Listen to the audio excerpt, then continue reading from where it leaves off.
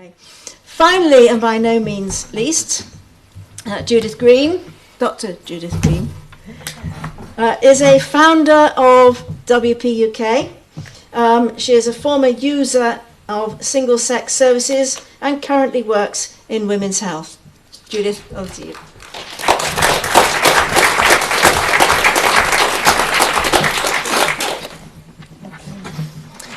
So it's great to be here in Leicester, first time in the East Midlands, and as you say, I hope it won't be our last.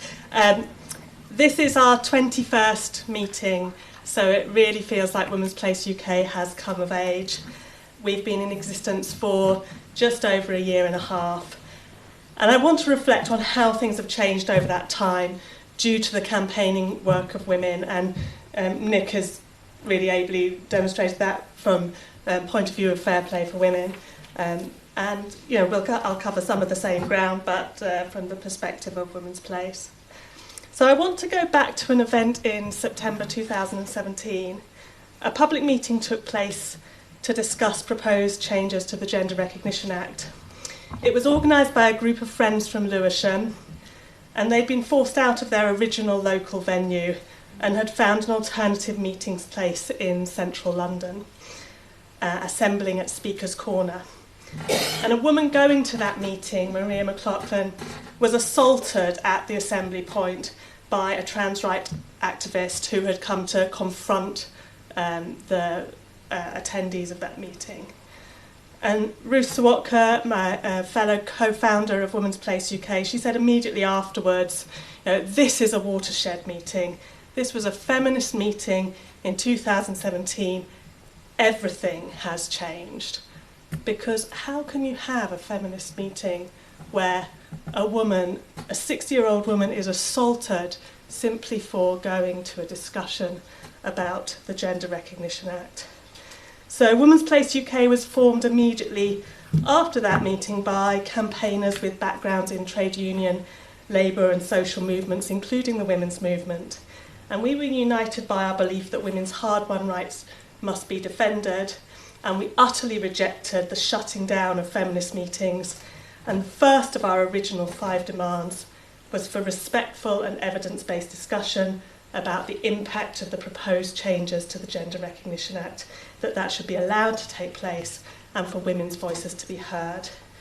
Too often women are silenced, threatened, trolled, harassed, and even physically assaulted for daring to engage in a discussion about the possible consequences of a legislative change. The accusation of transphobia should not be used to shut down women's voices. So that was our first of our 5 demands that we published.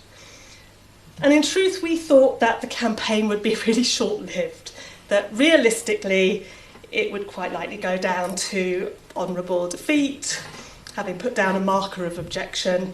The consultation on the Gender Recognition Act reforms was said to be imminent, and following the Women and Equality Select Committee inquiry, self-identification of legal sex just seemed like a done deal. It had already been backed by the Women and Equality Select Committee, and the government said they wanted to introduce it, and we thought, well, there'll be a paper consultation, but it will go through. And in fact, what happened was rather amazing, which is the pushback by women, not just by Women's Place, but a variety of grassroots campaigns and individuals, gave the Government Equality Office a real problem. Having carved out women's groups from discussing something as fundamental to our rights as the legal definition of sex, how could they run a consultation that would be seen as fair? And so the consultation was delayed, and then it finally took place from the summer of last year through to the autumn. And in the meantime, what had been a taboo subject came to be discussed more openly.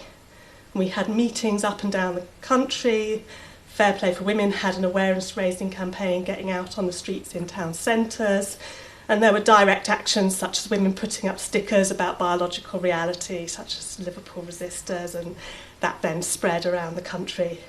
And the press started covering stories both about the current threats to women's rights and about the potential and the proposed legislation and about the opposition to it. So despite some columnists insisting that we're on the wrong side of history, even the Guardian editorial on Gender Recognition Act reforms had to concede that gender does not cancel out sex.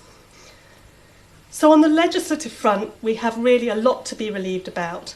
Women's campaigning has been more successful than we could ever have hoped for. And while the outcome of the GRA consultation has yet to be reported, pushing through a really contentious legislative change would be extremely risky for a minority Conservative government, especially with Brexit still unresolved. And then Maria Miller, chair of the Women and Equality Select Committee, has even said that government got it wrong. By pressing for self-identification of legal sex, they'd got it wrong and they should have focused on some of the other recommendations. I don't know how she can say that with a straight face. It was their number one recommendation, but there you go, that's where she is now. And that's a result of campaigning. So that's the legislative front for the time being. And while we cannot be complacent, it's clear to us as a campaign that legislation cannot be our primary focus. In a way, Maria Miller is right. It was foolhardy for the trans rights activists, who, by the way, hold some fairly extreme views, for example, that exceptions in the Equality Act permitting single-sex spaces should be removed. It was perhaps foolhardy to insist on changes to the Gender Recognition Act.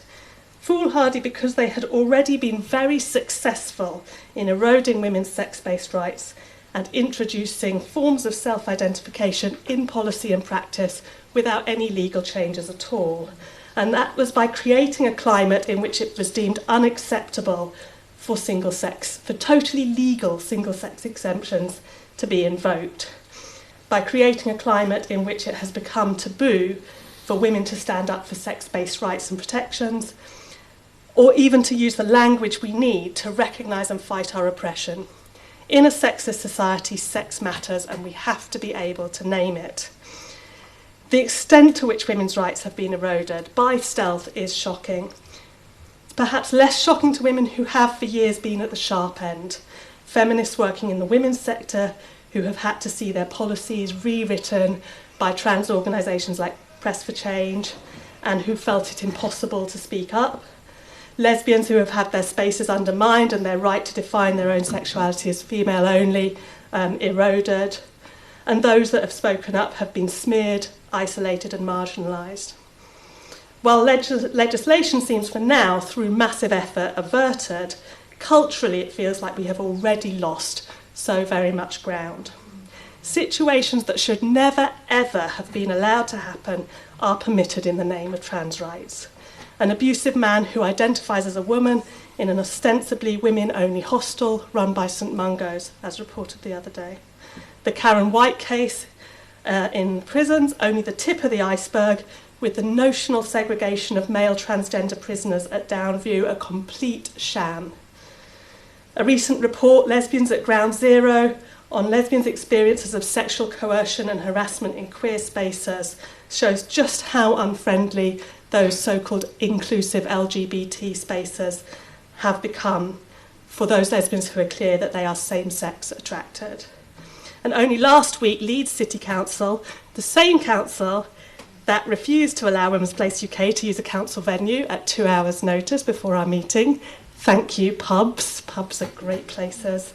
They hosted us. But the Leeds City Council, which cancelled our venue, it announced that it was introducing self-identification locally, despite the fact that legislation hasn't been passed nationally and is vigorously fought by us women asserting our rights.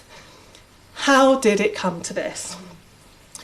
And we got here because of complacency, backlash, defeats, decades of defeats. Because when the high tide of the women's liberation movement receded, what was left was, on the one hand, a widely held view that women's rights were already achieved, despite all evidence to the contrary, and the guardians of women's rights, who were increasingly professionalised in isolated pockets without grassroots feminism for support. So it's really the women's liberation movement receded, and that was what was left. Women's studies in universities lost touch with the movement it grew from.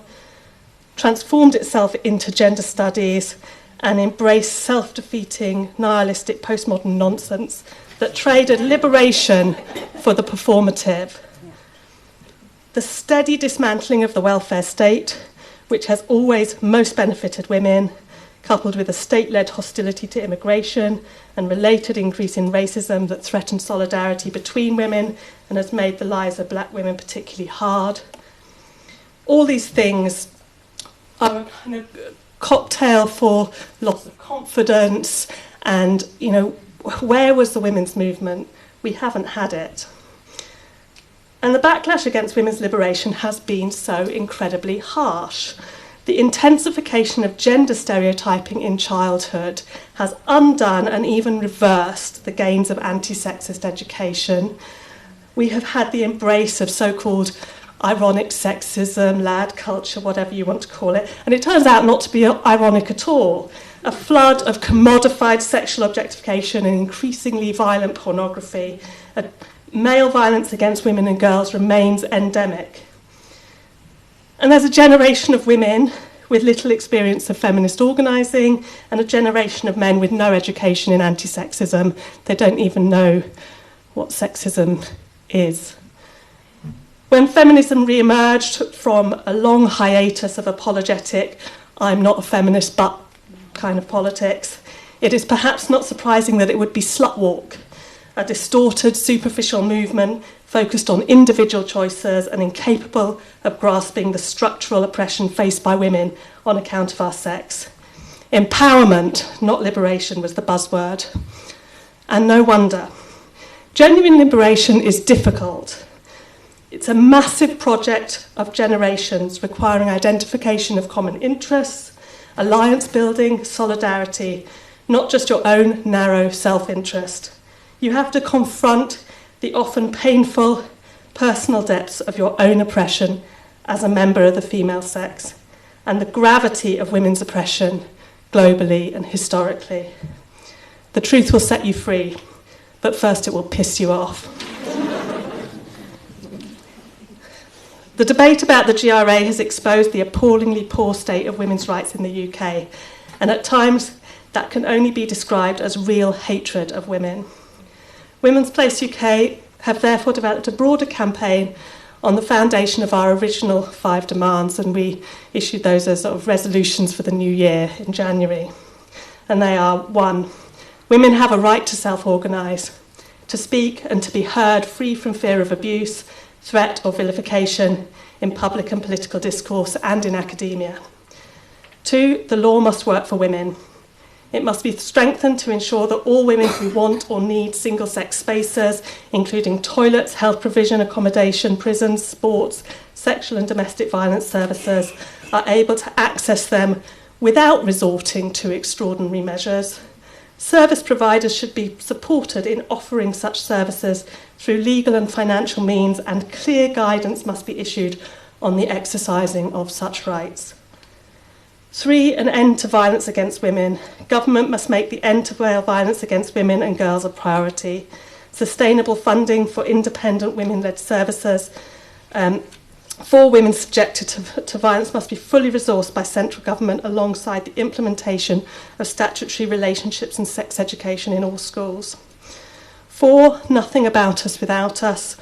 All organisations, committees and politicians speaking on issues of material concern to women to demonstrate that they have widely consulted the women they represent and serve, and that such consultation informs their actions and their policies. And I think there are a lot of organisations, women's organisations, that cannot say that at the moment on this question of the Gender Recognition Act and the legal definition of sex. They have not consulted women and they have not represented women. 5, sex matters. Rigorous collection and analysis of sex-based data and high-quality research must be central to the development of any services, policies or actions which addresses women's needs or which challenge sex discrimination and inequality. So those are the new resolutions for the new year, and that's what we will be working on over the coming year, and we hope to develop aspects of the campaign and involve people in actions like writing to councils, and there's lots of work to be done around data collection and being clear about sex as a distinct characteristic in data collection, and lots of information on the website about what we're doing there. So the GRA proposals have prompted a real resurgence of grassroots reality-based women's liberation movement.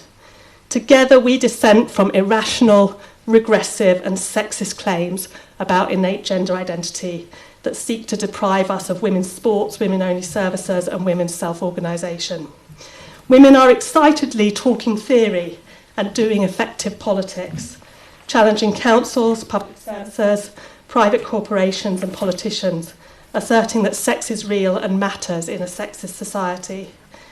There is a lot to put right, but all around the country and internationally, women are making clear that they will not concede any sex-based rights and protections, and indeed are campaigning for more of them.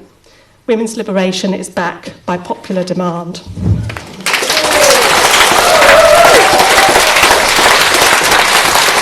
Fantastic, thank you, Judith. That's just terrific. 3 great speeches.